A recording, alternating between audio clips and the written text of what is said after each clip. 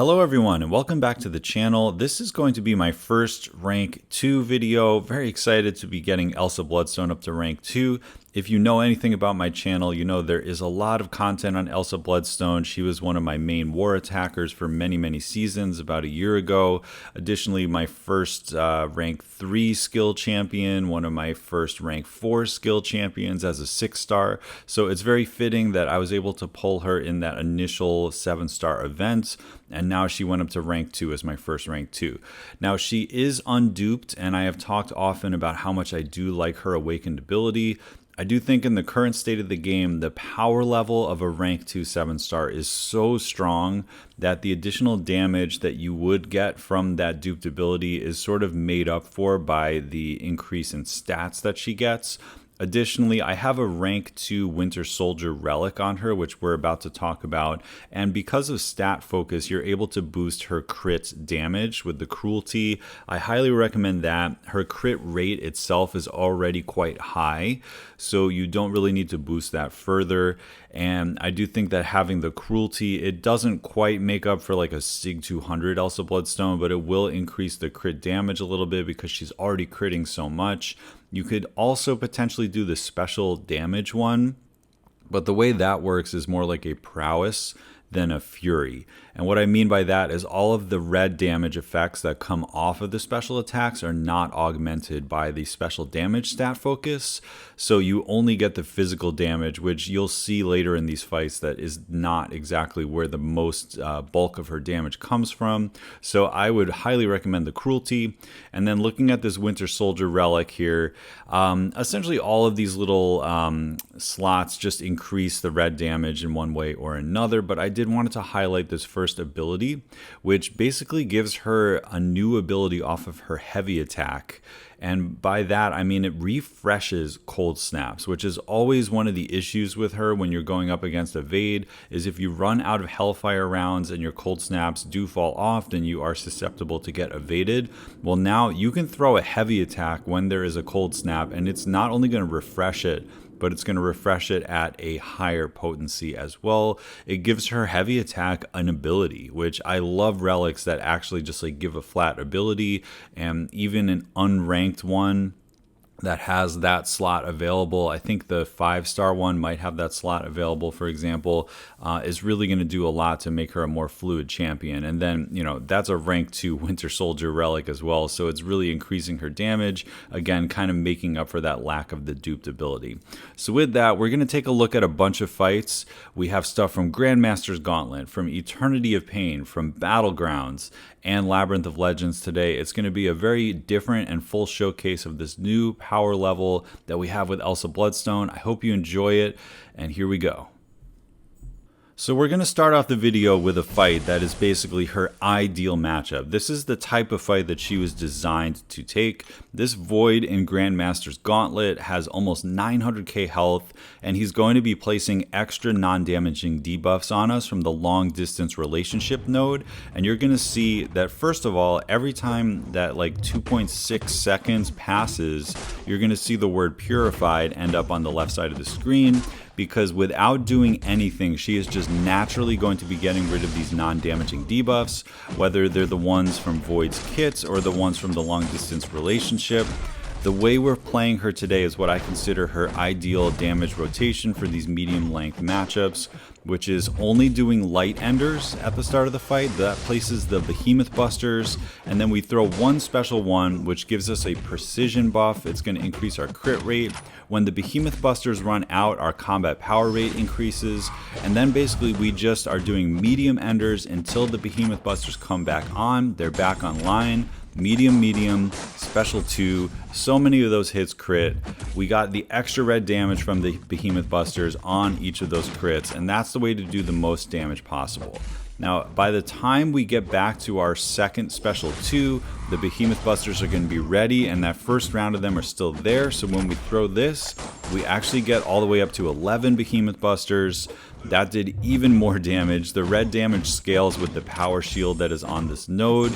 The other thing going on here, Inequity Mastery, very, very good for Elsa Bloodstone because she's always going to have like at least 6 debuffs on them, which is just decreasing the attack of Void. It means that the direct damage we take is even less. And yeah, Void is just one of her best fights. I've always talked about this. I love how you don't have to sacrifice the utility for the damage. In fact, the utility is putting these precision buffs on us so that is actually increasing our damage. Now take a look here at the stat breakdown. Now, as you saw, that was about as easy as it gets. I know a lot of people use Hercules or Ghost for that fight. Doesn't get better than that. But the other, that 40% other that you see there, that is the red damage coming off of having Behemoth Busters on Void and critting. So that is why we did the rotation that we did. It is so, so important. Now, we're going to go into a few Battlegrounds matchups, and I wanted to just show that as a rank 2, she can take fights that she has no business taking. This is the unstoppable meta that was starting. And, you know, she has a few ways to deal with this fight. First of all, there's no Incinerate immunity. So as long as we just know how to fight Sauron, we're going to be fine. And you're going to see that the damage is just doing enough. Having the Relic, of course, helps. We're throwing special ones. Her damage is just really high. Red numbers, high crit rate, that's usually enough. So in these fights where like you don't necessarily have a way of countering the most annoying things about the kit, if you have enough damage, you can just kind of get through it. There we got a little lucky because we hit into him while unstoppable. Obviously, Despair is blunting the healing a little bit. And also, she has the well-timed block counter evade, which is going to help us with the unblockable if it comes up. But I just wanted to kind of show this because I bet the person that I was facing back in the victory track was like, no way, Elsa Bloodstone versus like one of the most annoying mutant defenders. And even though Bishop is not a really good matchup for Nimrod, you can see that we very clearly won that one. Now, moving into the next fight, this is Terrax, again, with the unstoppable meta. Now, Terrax is actually a pretty decent matchup for her. She is going to lose a little bit of health just due to the rock field damage. So I like to heavy attack, and that doesn't do anything except for just like creates a little bit of distance so that we don't take as much rock field damage and we can just get a little bit of healing off of the armor breaks. But we are able to purify the armor breaks, which puts the precision on us. You can just see like every hit is critting. I mean, not every hit, but like maybe 4 out of 5 hits on average is critting for her. And then we're going to throw the energy vulnerability off of the Relic, and I think I may actually be able to kill him right during this next rock field phase. We wait out the unstoppable. Incinerates are still taking him down. One more combo into a special one, and you can see because of her play style, because of getting rid of those armor breaks and healing a little bit on the armor breaks that were on us, it was very quick, and we ended with a lot of health. She's one of those like low-key really good Terrax counters, kind of like Kingpin is as a skill champion, and you can see that even though they had Cosmic Ghost Rider, she's going to go ahead and win that fight. Now, we're sticking to like these really difficult fights. This is Dormammu from Eternity of Pain. Now, she does have, you know, the evade counter for Footloose, but like that's not going to come into play because of the unstoppable here. So we're mostly going to be just spamming special ones because it's going to do a ton of damage. It's going to keep knocking him down, which is going to transfer the degens eventually. I sometimes do this where I parry the special 2 and then get out of it. We have to deal with a little bit of degen now, so let's see if we can knock him down with a special 1. So yeah, this is all about just having enough damage to get him down. The fact that she has a special 1 spam play style, that works fine. Like I know I showed the special 1 and special 2 play style with that Void, but if you only throw special 1s, her kit still holds together and she's going to do a ton of damage that way. You're going to see that by just constantly knocking him down, it's going to absolutely work great. The fact that we have the well-timed block counter is just those easy openings, so we don't always have to parry. You know, the rank 2 health pool is definitely helping here, obviously, but I think I even took him with her in the actual Eternity of Pain week that it happened. So like she's a pretty good counter for him even as a 6-star, I found. So now we're getting a little cornered, not the end of the world. The other thing I wanted to mention is this fight does have stun immunity in it every once in a while. So right there you saw he was stun immune, but we were able to still parry and get the opening, right? That's one of the main things about her. Now you're seeing when I do the heavy attack, it will refresh the cold snap, right? We've seen that a few times. It does it for more damage. This is one of those examples where because we triggered an evade earlier, we are transitioning to cold snap, and we're actually seeing the relic ability come into play. Now we're placing cold snaps instead of incinerate. It's going to be a little bit of a race to the finish because I just made that mistake. But we're going to see here that, you know, we can use the Relic to kind of YOLO the ending of this fight. So we do the Relic combo, and now we can do I think a medium ender into the special 2, and that's going to be enough damage. One of those combo extensions that you get from the Striker is so good sometimes, and having a Striker that's perfectly matched for her, that doesn't even really need to be awakened, is so good for Elsa. So there we go, an Eternity of Pain boss down. It did not take me that many tries to get that kill, which I love to see. Now moving on, we have another Eternity of Pain fight, and it's going to be this Hercules. Hercules over here, one of the more annoying fights. I think I also used Elsa in the actual Eternity of Pain when his week came out. Our well-timed block again gives you the free openings. It also gives you a free intercept, which is going to help you with the foresight node. So anytime we want to land a free intercept, we have that available. Again, special 1 spam.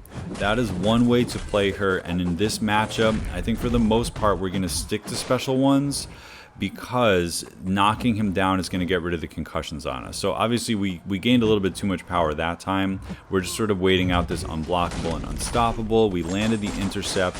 No more indestructible is happening, and we're in good shape. There's no unstoppable, by the way. That was a slip. So yeah, here we go, just trying to bait some specials. We are going to be able to knock him down after he throws this special 1. So even though this isn't going to do any damage, it's worth knocking him down. We do a Relic into the special 1. Now the indestructible is down, so good timing there. We lose the concussions on us. And yeah, as long as he throws specials in this fight, she's going to be a really good counter for him. So here we go. We landed an intercept kind of naturally that time. We knock him down again, get rid of the concussions. Stand-up intercepts, a little bit cheeky there. We're just trying to kind of keep the aggression up here. Because of recharge, we're able to be aggressive. Now we have to bait another special 1. And let's see what we do here. We go into the Relic again for the energy vulnerability. We heavy attack him down, which gets rid of the concussions. Another intercept landed. He goes indestructible, so we have to kind of stall again here. I'm slow comboing, as you can see. Notice whenever we have the Infuriate on us, she's able to shrug the Infuriate. That's another thing that she can do in this fight that is helping her. Now we have 2 concussions on us, so we do need to knock him down. It would be nice to land a intercept of some kind before we throw this. We don't get an intercept off, but it's worth throwing the special 2. It still does tons of damage, and we got the concussions off us again. So yeah, we're in control here. We're totally in control. Just have to manipulate his AI a little bit to throw heavies, throw a special attack so he doesn't go red. Now let's see if we can land an intercept. We do, with a backdraft light into the Relic, and now hopefully we can get off a special 1 with another intercept. We get the special 1 off, which benefits from the fury of the foresight. We love that. Missed the stand-up intercept that time. We're at a 120 combo, so obviously this isn't the fastest counter, but it's going pretty well. It's going pretty well. We only made a couple mistakes. We just made another huge mistake there. So now we're in trouble. Brute force is ticking. Throw a special 1. Get rid of the concussions. All right, what is he going to do next? He throws a special 2. We are able to hopefully use our well-timed block as we do there. As you see, that counts as an intercept. Another Striker stun. Here we go. Or no, that was a special 1, excuse me. There we go. Now we back up into the Striker stun. We knock him down, get rid of the concussion. Another stand-up intercept that counts for foresight. Got to bait a special one now. We get another intercept. Beautiful. We don't have enough power to throw, but he's getting very close to the end of his life here. We want to make sure he doesn't get too much power so that he doesn't just like turtle up during his invulnerable phase. But here we go. He's unblockable and indestructible again, so we just have to kind of stall. That's kind of the name of the game here. The Infuriate gets purified again. Now he's basically dead. If we can just get him down to 1% and then stall a little bit, we should be good to go here. So here we go. He's not indestructible, so we can throw the Striker. The Striker makes him go into his Immortal phase. We're just staying aggressive. We're spamming heavies in the corner because he doesn't have enough power. I'm mostly doing that to stall. Now we just do one more backdraft into a special one and he goes down. So yeah, the Dormammu fight was sort of like all sort of muscle and trying to get him down fast. And that fight against Hercules, I think you saw how her utility, the shrugging of the Infuriate, the free intercepts, the special one spam, which works really well for damage and utility. We saw it all come together against Hercules in a very, very clean fight. So there we go. The last thing we're going to do, normally this would be at the beginning of the video, but we're going to do a little bit of a damage test, specifically because she is not awakened. I talk about that a little bit at the beginning of this video, but because she is not awakened, we're going to do something that I did not do on my rank 3 video, that I did not do on my rank 4 Elsa video. We're going to actually use the special 3. So this might be the first time on my channel that you see me using the special 3. The special 3 will put some cruelties, which is just going to increase her crit damage even more, and that will stack with the stat focus that we already have, and it will stack with challenge rating because we are going up against a 5-star here, so our crit damage and crit rate is a little bit higher than it would normally be. The tricky thing about the special 3 is that you do need to stay aggressive and continually empty your clips, and unfortunately I do lose one of the cruelties, but the fight was going so well that I decided to keep it going. Even at one point we only have 2 of the cruelties. You're going to see the damage that is coming up right now is similar to her when she is awakened. I feel like if you have a Sig 200 Elsa, you don't need these extra cruelties because the Sig ability is already doing so much. But because we don't have the awakened ability, the cruelties, due to diminishing returns, are actually doing a decent amount. You're seeing some very big numbers off of like our mediums right now, right? You saw like 7k. There we just saw a 9k crit. The crit rate itself is already so high. Benefiting from that additional crit damage is really, really coming through, in addition to the red damage that we've already talked about a bunch. So this is just an absolute assault on this guy. It is, you know, it's not going to be as fast as like Second Life Nick Fury, but it is just such a fluid fight. One of the things I love about Elsa is her animations, the way you can use all of your special attacks and they all have some kind of meaning. There's a little bit of watching of your icons to make sure that you're keeping on track of everything. There's lots of different ways to do damage. There's the special way that you can get openings. She can deal with non-damaging debuff. She can deal with evade. It's just such a cool kit. And you know, this fight just looks great, right? That's the other part of it, is like she's so good at fighting these science champions. Seeing the yellow numbers, seeing the red numbers, it's just amazing. So with that, I'm going to kind of conclude this thing. I'm really excited about this. Rank 2 Elsa, it just feels right to have her on the channel. I hope you enjoyed this showcase so far. I wanted to kind of show that she does more than just, you know, the science champions, the XL champions.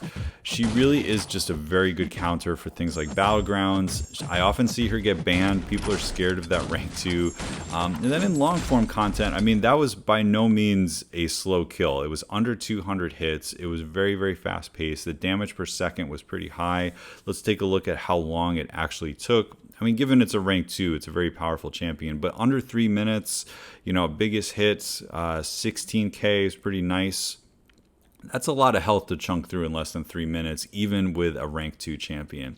So anyway, let me know your thoughts. I hope you liked this video. It was a little bit rapid fire, but you've seen so much Elsa on my channel. I didn't want to make this like another 20-minute video. And yeah, let me know what you think. Do you think that you would take yours to rank 2? Did you see anything today that kind of surprised you? I'd love to hear your thoughts. I'd love to hear what you think of Elsa Bloodstone. Leave a like, subscribe, share the video if you can, and I'll catch you in the next one.